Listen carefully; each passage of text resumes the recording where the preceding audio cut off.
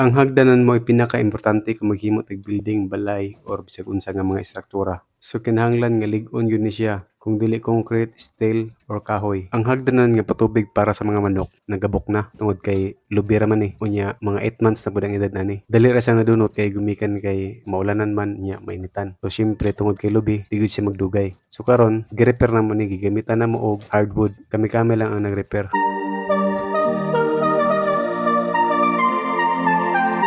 So before ko niadto sa bukid or sa farm, niagis ako sa hardware kay namalit ko og mga gamit sama sa gabas, martilyo, lansang ug ban pang mga kinahanglanon didto sa pag-repair para sa hagdanan. Kunya kay nakumpleto naman ang mga materyales nga akong kinahanglanon para sa pag-repair sa hagdanan, didiretso na lang ko ko dito sa farm sakay ang multicab. Bidala na lang ko na og apil ang circular saw ug ang barena kay para mo magamit dito sa pagputol sa mga kahoy. Na napud ko kahoy dito nga grade hardwood gikan siya sa bukid, gipa akong gipaputol sa mga basay dito.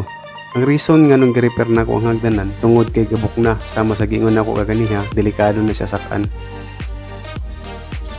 Labi na kay idara na ang isa sa among mga caretaker dito nga si Manong Alfredo Rizabal. So dili siya pwede nga magsakasaka sa dito nagabok ang hagdanan.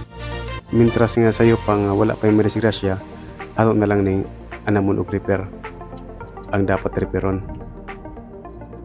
Di na ta magpaabot og napay disgrasya.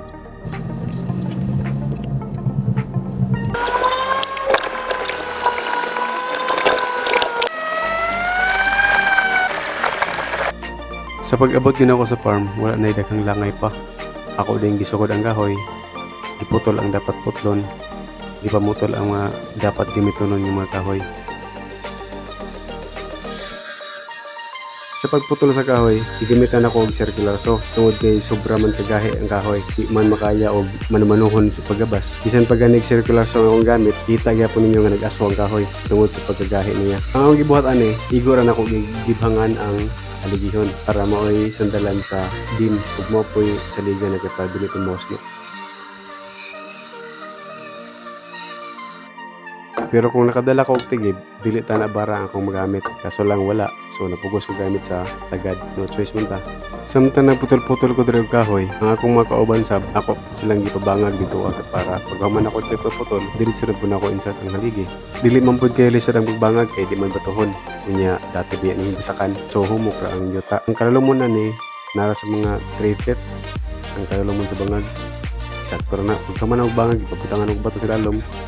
Patambakan niya kay mo'y silbing puting iba niya. Dili ko expert sa mga nga trabahoon kay dili man ko wala mo ko nagtrabaho sa construction. Ako lang kung siya ko munahunaan, kung siya akong masulod sa kunahuna nga ang buhaton may akong gibuhat sa paghimo sa hagdan. Simple ra gud. Wala na ako nagipatrabaho sa mga panday kay hunahuna na ako nga murag kaya ra gitrabahoon. Kay simple ra man kay pag himo hagdan murag sayon ra man kayo hunaon. Mo nang kami kamera ang nagtrabaho. Sharing ra gud og idea kung si dapat himuon. So nakaloy-an nahuman ramang gyapon ang among trabaho nga paghimo sa hagdan. Puli-puli ra mig dukdok, puli-puli gabas, puli-puli og plaster mga kahoy sa mga steps. Pero kung ako po ning gipatrabaho og panday, madak-an gid pud ko gasto kay ang labor lang dan sa panday pud dako gud niya. Kini sa mga panday gud ewan nila kung kami lang magtrabaho, makalis pa ko labor. Dako pud gug nasib aning paghimo sa hagdan kay wala ko bayaran nga labor, ako materyales ra man kung kumalit. Kung tingala mo nga nakapamanday mi diri sa sulod sa poultry, ang kini mga manok gianad na mo nga nay music. Kay kung anad ni sila og hilom, gamayng kasikas ra sa mga bungbong, gamayng hangin lang nga mulagubo, makuratan na sila. Maapektuhan ang production sa itlog. Mo nang style na mo, gianad na mo sila nga nay music. Mo nang sa pagtrabaho na mo ning hagdanan, dili kayo disturbo para sila ha kay ando naman sila og saba. Kaya ang manok manggod kung magbuhi kag layer, ang tendensya na kung ang mga manok anad og mingaw, labi na diri sa bukid nga mingaw gid siya.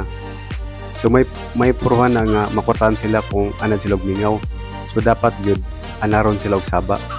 Kay para kung nakay mga trabaho ni bali na kay mga may repair, dili sila madisturbo kay anad naman sila sa banha. Yan na lang sila og music nga mga bisag unsa nga music, labi na ng mga music nga saba kayo. Kay para inig kuan lagi sa masakong gingon nga anad sila og saba. Kay kung anad sila og mingaw, gamay hangin, maglugubo ang atop, makurata na sila. Niya, ang production sa itlog ana, mos-os, muhinay, so gansi na ka. Gansi ka sa bahog, gamay ang production sa itlog. Lugi, lugi kayo ang imuhang negosyo. Munang style na mo diri gianad din na mo sila og saba. Munang nakapatuyang mi og panday-panday diri.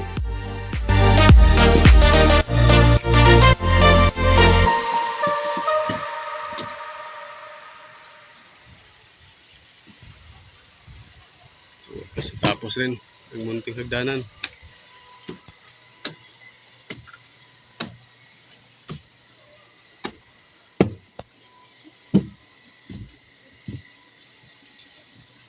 Marong drum.